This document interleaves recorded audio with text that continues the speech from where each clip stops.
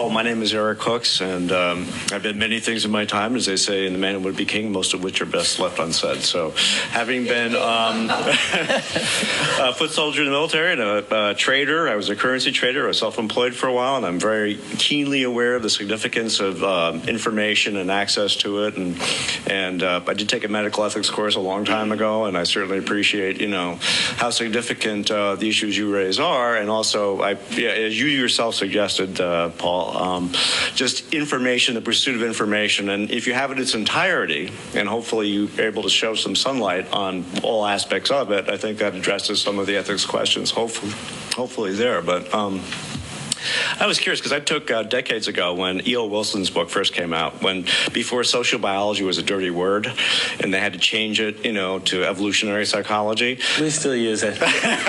Okay, well, you're in the ivory tower, so I guess you can get away with it.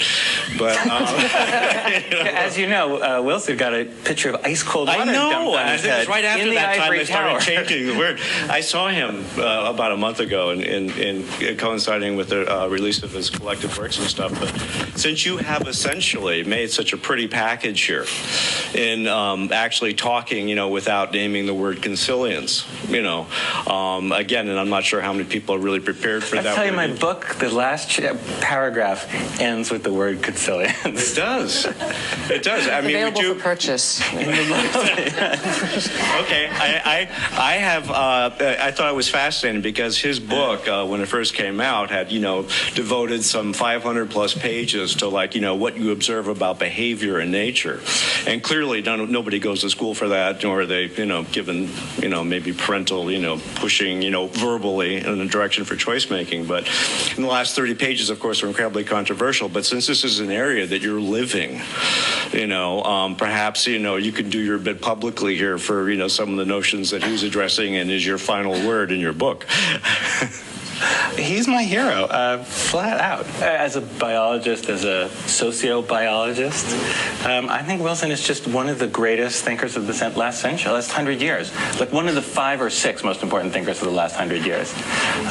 In Consilience, what he argues is exactly what I believe, that there is a tremendous amount of unity between fields of knowledge, and that what has happened in the last couple of 100 years is we have revealed, starting at the really easy stuff like quantum physics, we've revealed the unities that connect knowledge at different levels, and it's his conviction that we'll be able to draw parallels and mappings as we move up even to the level of whole social systems of behavior.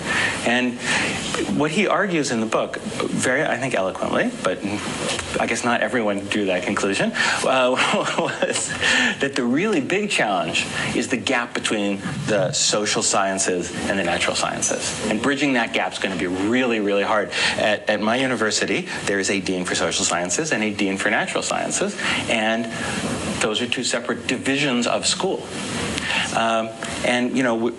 We're working on that problem. Is basically the issue. Everything's subsumed under biology. No, see, I don't think that happen. I know you're daring me. I really. No, look. Not going to happen. Look, the reason you know that won't happen is because there is still a Department of Chemistry. 110 years ago, a bunch of chemists and physicists had this battle about whether physics was going to become chemistry. Quantum theory emerged. It unites physics and chemistry, for sure. Both of those disciplines rely on it. Guess what? You still have to pick whether you want to be a professor of chemistry or physics.